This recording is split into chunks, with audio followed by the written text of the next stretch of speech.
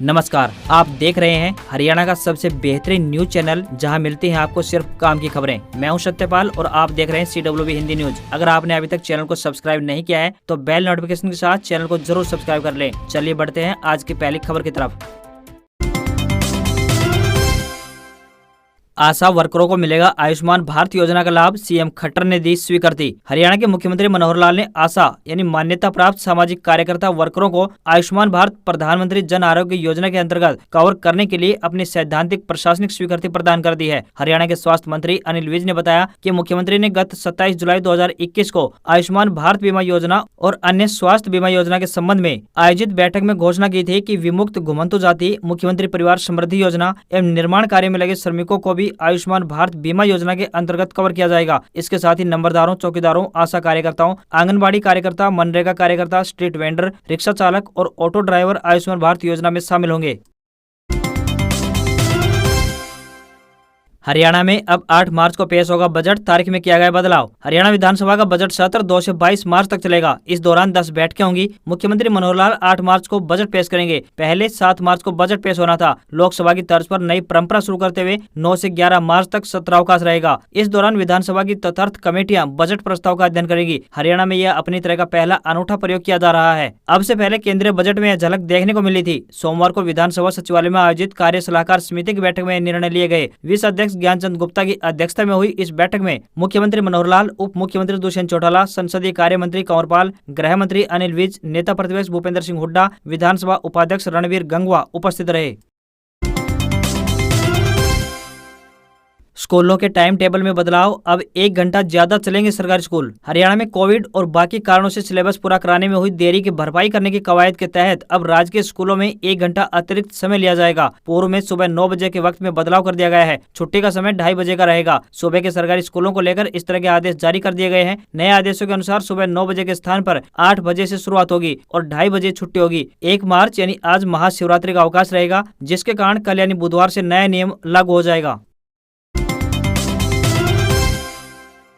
ग्रामीण बायोगैस से पकाएंगे खाना। महेंद्रगढ़ जिले के कटकई गांव में लगेगा पहला गोबर गैस प्लांट। गांव कटकई में जिले का पहला गोबर गैस प्लांट यानी बायोगैस बनेगा। पंचायती राज विभाग गांव की पंचायती जमीन पर यह प्लांट लगाने की तैयारी कर रहा है। यह प्लांट गौशालाओं एवं ग्रामीणों के पशुधन से चलाने की योजना है। गोबर गैस LPG की तुलना में काफी सस्ती होगी तथा ग्रामीण इसका उपयोग कर खाना पका सकेंगे। इसके निर्माण के लिए विभाग ने एक एजेंसी से संपर्क किया है, जिसने गाँव का मौका मुआयना किया है, जिसके निर्माण पर करीब 1 करोड़ रुपए की लागत आएगी। इसके तहत सरकार ने शुरुआती चरण में प्रदेश के सभी 138 खंडों के एक गांव में गोबर गैस प्लांट स्थापित करने का निर्णय लिया है, जो गांव की पंचायती भूमि पर बनाए जाएंगे और फिर इसे प्रत्येक घर तक विस्तृत करने की योजना है। इसकी शुरुआत प्रदेश के डिप्टी CM दुष्यंत चौटाला द्वारा हिसार स्थित नया गांव में सामुदायिक बायोगैस प्लांट लगाकर शुरुआत की जा चुकी है। इस योजना के तहत विधायक सीताराम यादव की सिफारिश पर अटेली खंड के गाँव कटकई का चयन किया गया है, जहाँ जिले का पहला बायोगैस प्लांट लगेगा। इसके लिए ग्राम पंचायत की जमीन का सर्वे भी हो चुका है।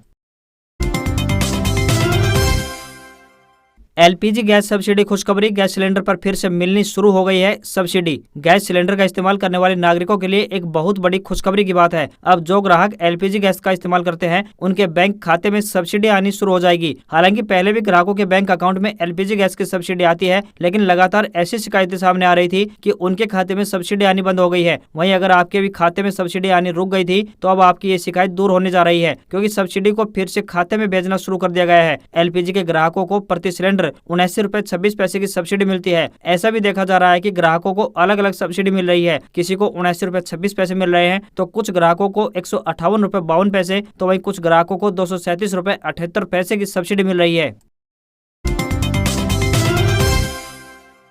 मंत्री मूलचंद शर्मा बोले, हरियाणा में पहली बार खनन माफियाओं पर अंकुश लगाकर 450 करोड़ का राजस्व मिला। हरियाणा सरकार में खनन एवं परिवहन मंत्री मूलचंद शर्मा ने बताया कि हरियाणा में खनन माफिया पर अंकुश लगाकर करीब 450 करोड़ रुपए का राजस्व ओवरलोड से सरकार के खजाने में भरने का काम किया, जो हरियाणा के इतिहास में पहली बार हुआ है। खनन मंत्री शर्मा ने बताया कि हरियाणा सरकार पूरी पारदर्शिता के साथ कदम उठा रही है। खनन मंत्री सोमवार को रेस्ट हाउस सभागार बाउल में क्षेत्र के लोगों से रूबरू हो रहे थे। परिवहन एवं खनन मंत्री ने बताया कि प्रदेश में विभाग की ओर से 80% ओवरलोड को रोकने का काम किया गया है और आने वाले समय में ओवरलोड को जीरो करने का लक्ष्य रखते हुए काम कर रहे हैं। परिवहन मंत्री शर्मा ने बताया कि भाजपा की रीति और नीति सबका साथ सबका विकास व सभी के विश्वास को लेकर आगे बढ़ रही है। इस सरकार में अंतिम पंक्ति के व्यक्ति के लिए अनेक योजनाएं सरकार द्वारा चलाई जा रही हैं। बेटियों को सशक्त बनाने के लिए हरियाणा सरकार की अनूठी योजना। मुख्यमंत्री मनोहर लाल के नेतृत्व में हरियाणा सरकार बेटियों को सशक्त बनाने के लिए प्रतिबद्ध है। इस कड़ी में बेटियों के उज्जवल भविष्य के लिए सरकार द्वारा आपकी बेटी हमारी बेटी योजना चलाई जा रही है। इस योजना का उद्देश्य राज्य में बालिकाओं के जन्म के प्रति सामाजिक दृष्टिकोण में परिवर्तन लाना, कन्या भ्रूण हत्या पर रोक लगाना, लिंगानुपात में सुधार तथा बालिकाओं को शिक्षा के उचित अवसर प्रदान करना है। सरकार की इन योजनाओं का असर यह हुआ कि प्रदेश में लिंगानुपात लगातार बेहतर होता जा रहा है। बेटियों के प्रति समाज की सोच में सकारात्मक बदलाव आया है और बेटियों को आगे बढ़ने के समान अवसर भी मिल रहे हैं। इस योजना के तहत ग्रामीण एवं शहरी क्षेत्रों में जन्मी अनुसूचित जाति तथा बीपीएल परिवारों की पहली बेटी के जन्म पर 21,000 रूपए तथा सभी वर्गों की दूसरी व तीसरी बेटी के जन्म पर 21,000 रूपए की राशि जीवन बीमा निगम में निवेश की जाती है। 1 मार्च 2022 यानी आज से कुछ नियम बदलने वाले हैं, जिनका आपके जेब पर सीधा असर पड़ने वाला है। आज यानी 1 मार्च 2022 से आपके जीवन से जुड़े कई नियमों में बदलाव आ जाएगा। सबसे पहले बात करते हैं इंडिया पोस्ट का बढ़ने वाला है चार्ज। IPPB यानी इंडिया पोस्ट पेमेंट बैंक ने अपने डिजिटल सेविंग अकाउंट के लिए क्लोजर चार्जेस लेना शुरू कर दिया है। अगर आपका इंडिया पोस्ट पेमेंट बैंक में सेविंग खाता है तो आपको इस चार्ज का पेमेंट अकाउंट बंद करते समय करना होगा। यह चार्ज 150 रूपए है और इस पर GST अलग से देना होगा। बैंक की ओर से नया नियम 5 मार्च 2022 से लागू किया जाएगा। दूसरे बदलाव की बात करें तो LPG रसोई गैस सिलेंडर प्राइस की बात है। हर महीने की पहली तारीख को रसोई गैस की कीमतें तय होती हैं। इस बार देखना होगा कि 1 मार्च 2022 यानी आज सिलेंडर की कीमतों में इजाफा होता है या नहीं। मौसम अपडेट। देश के कुछ हिस्सों में होने वाली है आज भारी बारिश। अगले 48 घंटों के दौरान अंडमान और निकोबार द्वीप समूह में मध्यम से भारी बारिश की संभावना व्यक्त की जा रही है। वहीं दक्षिण अंडमान सागर और उससे सटे दक्षिण पश्चिम बंगाल की खाड़ी में समुद्र में ऊंची लहरें उठेंगी। हवा की गति भी काफी बढ़ सकती है और शायद 60 से 70 किलोमीटर प्रति घंटा हो सकती है। सिक्किम के कुछ हिस्सों और अरुणाचल प्रदेश के ऊपरी इलाकों में हल्की बारिश और हिमपात हो सकता है। 2 मार्च को पंजाब, हरियाणा, दिल्ली और उत्तरी राजस्थान के कुछ हिस्सों में हल्की बारिश संभव है। वहीं तमिलनाडु के दक्षिणी हिस्सों के साथ साथ तटीय जिलों में 3 और 4 मार्च को मध्यम से भारी बारिश हो सकती है। इंडियन रेलवेज होली से पहले रेलवेज का बड़ा कदम, चलेंगी 46 ट्रेनें। अगर आप भी अक्सर ट्रेन से सफर करते हैं या होली पर ट्रेन से घर जाने का प्लान बना रहे हैं तो एक खबर आपके लिए बहुत जरूरी है। दरअसल इंडियन रेलवे 1 मार्च यानी आज मंगलवार से 46 ट्रेनों का संचालन फिर से शुरू करने जा रहा है। कुछ प्रमुख ट्रेनें हैं जो सभी दिन चलेंगी। सप्त क्रांति superfast express, Vaishali superfast express, स्वतंत्रता सेनानी एक्सप्रेस, बरौनी लखनऊ एक्सप्रेस व बरौनी ग्वालियर एक्सप्रेस। इसके अलावा कुछ और ट्रेनें हैं जो 3 महीने बाद आज से चलनी प्रारंभ हो जाएंगी, जिनमें प्रमुख हैं Amrapali express, Lichchhavi express, Chandigarh Dibrugarh express, Muzaffarpur Banaras express, Hariharnath express व शहीद एक्सप्रेस।